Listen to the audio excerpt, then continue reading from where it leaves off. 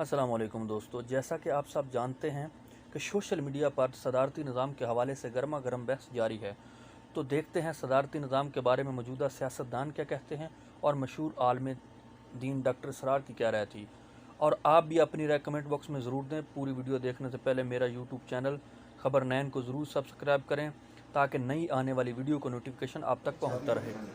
इस मुल्क में दो ऐसे सियासी फैसले हैं जो सेटल्ड है।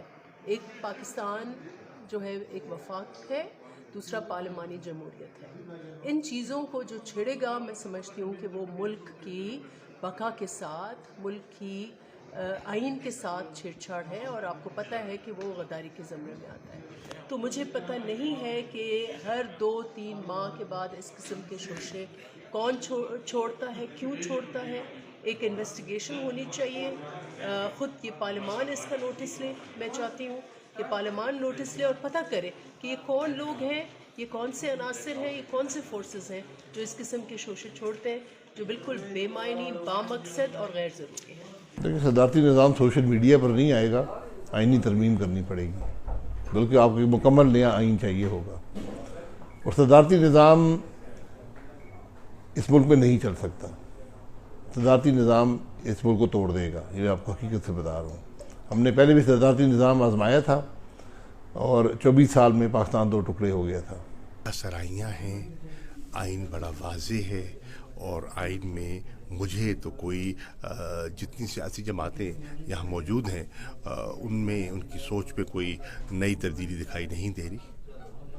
तो क्या सराहियाँ हैं मेरी नज़र में? नहीं, मुझे को असल बात तो कोई नज़र नहीं आ रही, लेकिन ये वक्तन फ़क्तन हर 4-5 साल 6 साल के बाद जो है पाकिस्तान में इस तरह निज़ाम के बदलने की बातें होती हैं, लेकिन जो ग्राउंड पे कोई चीज़ चेंज नहीं होती। और एक ही चीज़ कांस्टेंट है पाकिस्तान में कि हम तनज़्ज़ुली की तरफ जा रहे हैं, वो कोई नहीं रोकता। निज़ाम जो है, निज़ाम कोई भी ख़राब नहीं होता, जो बंदे चला रहे होते हैं, जिस नीयत से चला रहे होते हैं उसमें ख़राबी होती है। मेरा ख्याल है कि इसके पीछे 2 मुहरकात हो सकते हैं। एक तो यह है कि जब भी कोई हुकूमत नाकाम होने लगती है तो वो कोशिश करती है कि अवाम की तवज्जो फजूल मुबाहिसों की तरफ मबजूल करा दी जाए ताकि उनकी कारकर्दगी ज़ेर बहस ना आए। दूसरे ये कि हमारे मुल्क में एक ऐसी क्लास है कि जो मुंतखब नहीं हो सकती और वो हमेशा इस तलाश में रहती है कि कोई ऐसा निज़ाम आए कि जिसमें उनके लिए नौकरी मिल सके। पाकिस्तान को तजुर्बेगाह बना के 70 साल मुख्तलिफ निज़ाम चलाए गए और जो सबसे ज़्यादा निज़ाम चला और फेल हुआ वो सदारती निज़ाम है।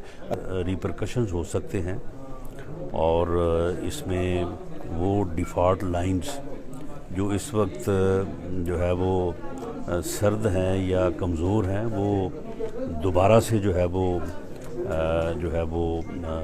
उठ सकती हैं और इससे ख़तरा है कि मुल्क की जो यूनिटी है उसके ऊपर हरफ आ जाए। तो इसलिए इस किस्म की कोई कोशिश जो है विदाउट कंसेंसस और पार्लियामेंट में डिबेट किए इसके मतलब बात करना या इन अफवाहों को तक़वियत देना जो है ये मुल्क के जो है वो नुकसान में है। और इस किस्म की गुफ्तगू जहाँ से भी इनिशिएट हो रही है, मैं समझता हूँ कि वो लोग इस मुल्क के लिए बेहतरी नहीं कर रहे, बल्कि वो एक ऐसा अमल शुरू करने जा रहे हैं जिसके रिपरकशन जो है ना वो इस मुल्क के लिए बड़े नुकसानदेह होंगे। पर हमारे यहाँ जैसे ही असेंबली आई, जो भी हुकूमत बनाता है वजीर आजम, उसकी सारी तवज्जो इसी पर होती है, कहीं ये मेंढक फुदक ना जाए, कहीं ये घोड़ा कहीं जाकर बिक ना जाए, कुछ इसे दो, 50 वजीर बना दो।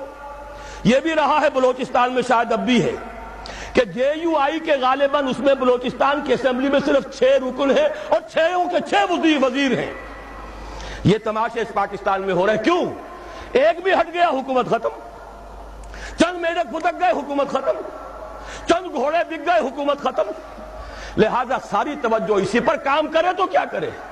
कोई नेक नियत आदमी हो कोई काम नहीं कर सकता, उसे तो अपनी कुर्सी बचाने की फिक्र हो जाती है। हमारी इस दुनिया के अंदर भी एक दूसरा मुतबादिल निज़ाम है, सदारती निज़ाम है। वो सदारती निज़ाम ज्यादा करीब है निज़ाम खिलाफत से, इसलिए कि वहां कांग्रेस की अक्सरियत का पाबंद नहीं है। जो भी सदर है अमेरिका का, उसकी अपनी मर्जी है, उसके मुताबिक वो जिसको भी वजीर बनाना चाहता है सेक्रेटरी कहलाते हैं वहां। जरूरी नहीं कि वो कांग्रेस का रुकन हो, جس کو سمجھتا ہے باصلاحیت ہے، فورن پالیسی میں اس کی نظر بڑی گہری ہے، مالیات میں یہ شخص بہت ماہر ہے، اور یہ اگر الیکشن لڑ کے نہیں آ سکا کوئی جرم نہیں ہے، یہ اس قوم کا فرد ہے، اس کی صلاحیتوں سے فائدہ اٹھانا قوم کے لیے ضروری ہے، لہذا اسے بڑے سے بڑے منصب کے اوپر فائز کیا جا سکتا ہے۔ آخر اسی دنیا میں وہ نظام بھی ہے۔ بہرحال وہ نظام خلافت یوں کہنا چاہیے کہ صدارتی نظام بمقابلہ پارلیمانی نظام کے نظام خلافت سے قریب تر ہے۔ نمبر 4، یہ صوبائی عصبیت اور اس میں جو شدت پیدا ہو چکی ہے، اور دوسرے یہ کہ صوبوں کو جو ہم نے مقدس گائے سمجھ لیا ہے یا سامری کا بچڑا، یہ صوبے جو ہیں، اور ان میں یہ عدم توازن پہلے بھی تھا۔ ایک صوبہ مشرقی بنگال، مشرقی پاکستان، مغربی پاکستان کی پوری آبادی سے زیادہ آبادی رکھنے والا، اب بھی ہے پنجاب، تینوں بقیہ صوبوں سے زیادہ آبادی رکھنے والا، اور صوبے برابر۔